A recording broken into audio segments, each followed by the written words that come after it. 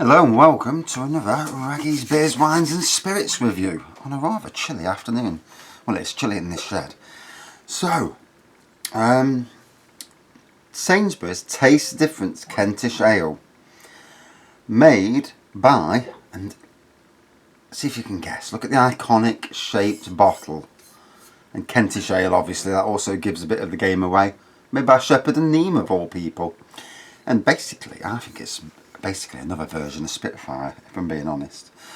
So it says here, a smooth and fruity beer bursting with refreshing flavours of citrus fruits combined with rounded malty notes. This crisp and citrusy beer is brewed using a single hop variety, Early Bird, to give a light malty beer with fresh floral aromas.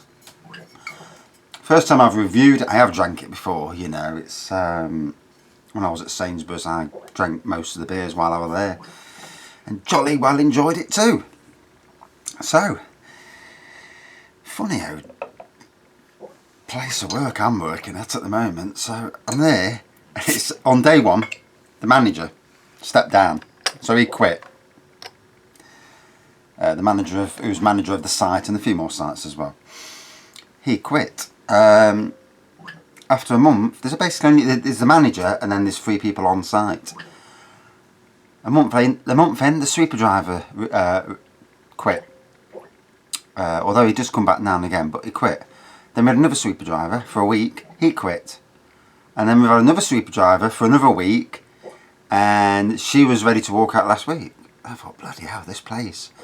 And now, found out today that the on-site supervisor, who's a very strong character, we'll put that's a way of saying it, is off for unknown reasons.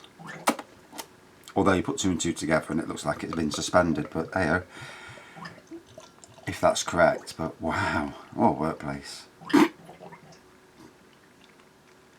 I've gone from being a gardener now to sorting out gas lamps tomorrow, so that should be interesting. So, good carbonation and lacing on this one. White head. Deep amber pour. On the nose. Definite malt. And, you know, bits of floral, like they say. 4.5% ABV. And all in all, a nice beer. When you go into Sainsburys now, you won't see it in that design anymore. They've changed the designs. I think the designs team have worked on it.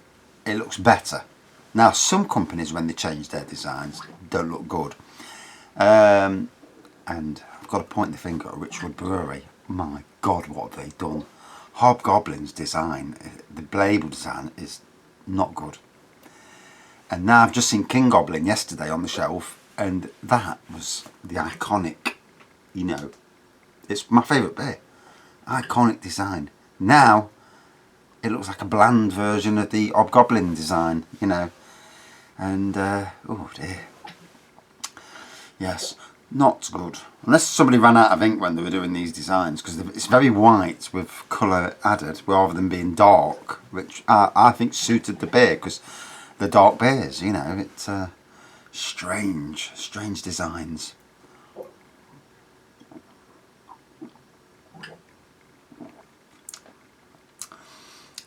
Well, see, the country still don't know what they're doing with this Brexit. Now they won't agree to do a yes or no, accept the deal or not. I'll tell you what, the MPs in London, they're an absolute bunch of idiots. Whether you like want to remain or not, you know, you're in limbo.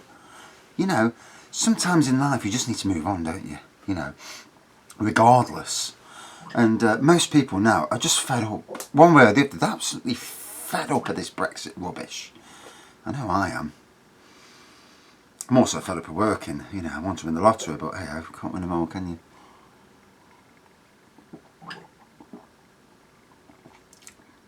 £1 million win on the lottery. Nice little house. I'd probably just buy my house and, you know, stay where I am and just buy a little bit of land and build an house somewhere near the seaside. and then, you know, open up a business, little micro pub. You know, you don't have to go too mad, you know, and get the beers in, and get quality beers, you know.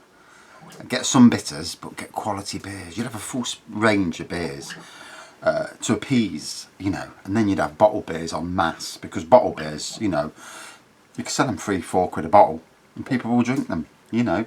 Just try something different. That's what I do when I go to pubs. If I don't see anything on you know, on tap, on the draft that's decent, I'll get a bottle of beer. Unless I'm a bit skint, and then, you know. But I generally don't go out if I'm skint, because I'm not sitting in the pub and not being able to buy something. So, yeah, it's a nice beer.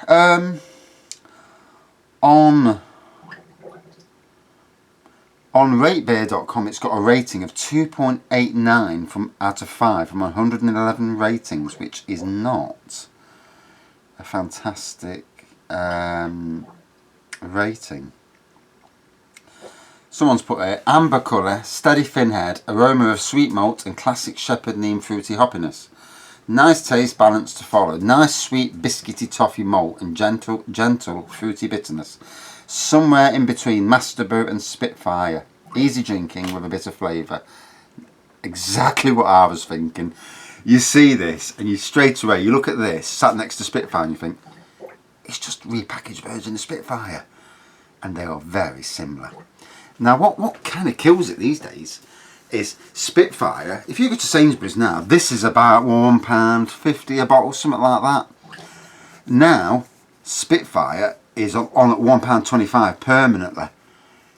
So it begs the question, why the hell would you buy the Sainsbury's version over Spitfire, knowing that they come from the same brewery and it's very similar, very similar. A Master Brew as well, their Master Brew beer, that's similar as well. I've got one of them as well somewhere, knocking about. I'll have to have a look and compare tastes one of these days.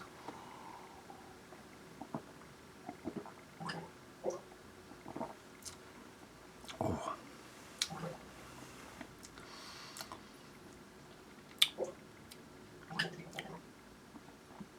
So yeah, pleasant drinking. I mean, like Spitfire. Yeah, Spitfire is a good beer, you know. It's not one of Britain's best beers for nothing. For me, Spitfire is more the traditional beer lover's beer, you know. Craft beer people, they'll accept it, but, you know, it wouldn't get in my top 10, let's put it that way. You know, if I'm being honest, you know, it's palatable, just not, you know, there's better beers out there. In my opinion, anyway, as is my opinion, you know, in other people's opinions, you know, there's nothing better, you know, but we all have our own favourites, which is the great thing about the, you know, human beings. We're not all sheep and all do the same thing. None of that rubbish, you know, I do my own thing and that's that.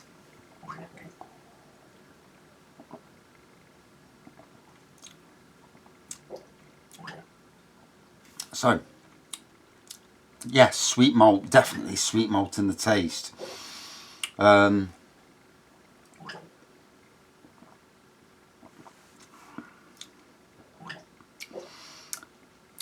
Nice bitterness on the back end. Malty. A drop of citrus, a drop of floral. Very palatable beer. I mean, if you was going to a pub and you was offered a pint of this and said, so what you think? Yeah, you'd definitely, you know, want to sample it.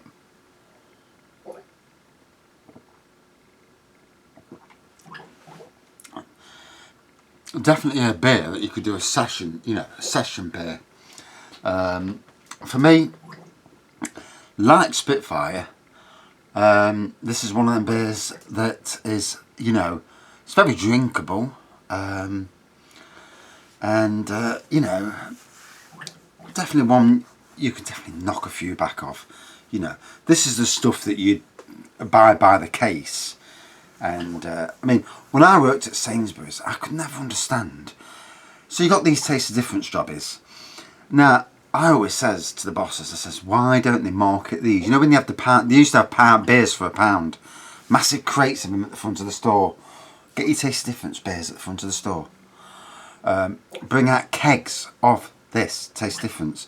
You know, promote your own brand. Yes, it's made by Marston's or Shepherd Neame or St. Peter's, you know, as they was in them days.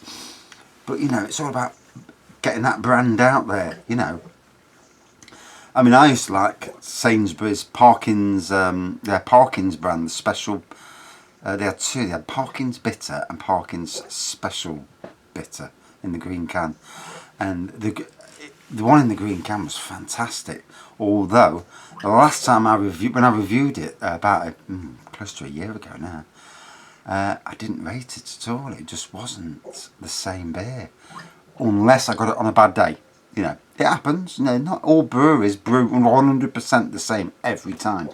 You know, one little aspect, you know, the hops not being perfectly ripe, or, you know, there's lots of aspects of the water being off that day or different that day, and it can change the brew, you know, the taste.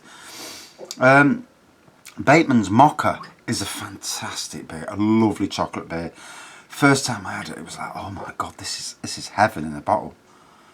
And then when I reviewed it, yes, heaven in a bottle. And then I reviewed it again, did a quick re-review. I found a bottle, I did a re-review, and I didn't rate it at all.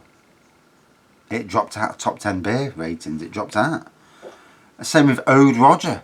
Ode Roger, I drank it before I did review him, and it was fantastic. I thought, wow, this, I mean, it's 7.4%, so it definitely ticks the raggy boxes. And drank it then, amazing. Then I did a review of it, and whether temperature made a difference, it started off great. It was everything I remembered it. By the end, it was very disappointing. And, you know, it was definitely a beer of two halves. And then I re-reviewed it in the kitchen, in the house, in the warm. And my God, the flavour was immense, which is why I'll save dark beers for the house in room temperature. In the shed, I'll drink beers that are light, pale ales, golden ales, because in the shed, at this time of the year, obviously, we're coming up to November nearly, cooler temperatures for those beers is not a problem. In the house, dark beers, I've got to be drinking the warm, really. So I'll be separating the old beers soon and doing both beer reviews in the house and back in the beer room. As is, yeah, it's very palatable beer, and yet again I'm rattling.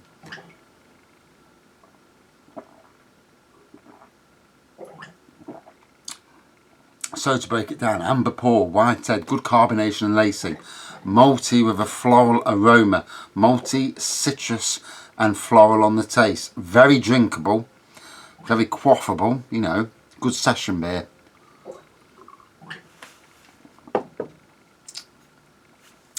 Out of 5 then, it was nice, you know, very palatable.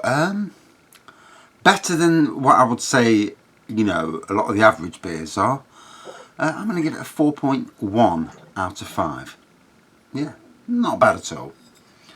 Right, thanks for watching. See you soon.